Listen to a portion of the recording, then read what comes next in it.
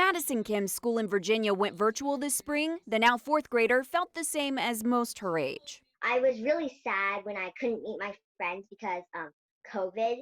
I was super bored. Her mom saw a post online about the COVID-19 project, emphasis on teen, a group of mostly high school students offering free tutoring and summer camp-like activities for elementary schoolers online. She just actually said, "Okay, let's go into Zoom," and I'm like, "Wait, what?" I went into the class and we were making a craft, and I'm like, "Oh gosh, this is actually super fun."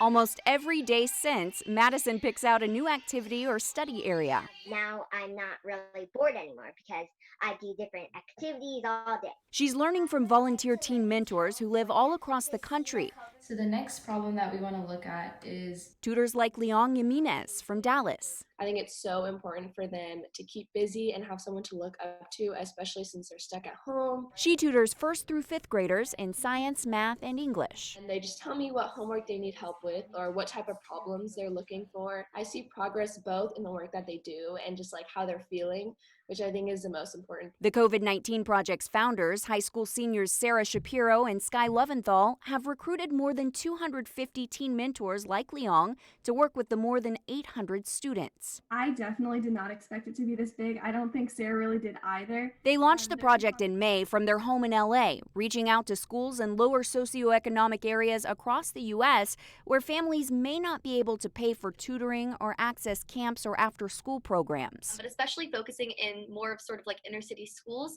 And then we also reached out to a lot of foster care programs and kids that are in homeless shelters because we wanted to make sure that they're getting accessibility to these programs as well. As the word grew, so did their program offerings. With students now signing in from 11 different countries, they can learn in different languages. 나누기는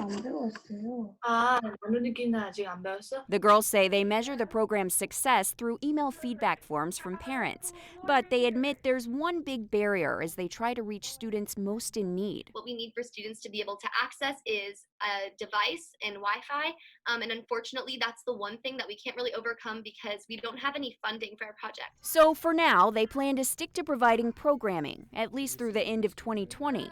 And as these two prepare to move on to college, What we wanted to show was, hey, if we were able to achieve this as teenagers in our community, this is something that you can set up on the local level in your community as well. the founders admit there have been some challenges starting out, so they created an executive board made entirely of teenagers to help with things like outreach, recruiting tutors, session topics, and the website. The teens say they consulted a few of their teachers when they were designing the project, but for the most part, it was entirely put together without any adult help. They say they have faced some skepticism for that very reason, but to keep a high standard of tutoring that compares to paid certified programs, they say they have a rigorous application, interview, and training process. They also do audits of the mentors' Zoom lessons, randomly popping in and reviewing their sessions.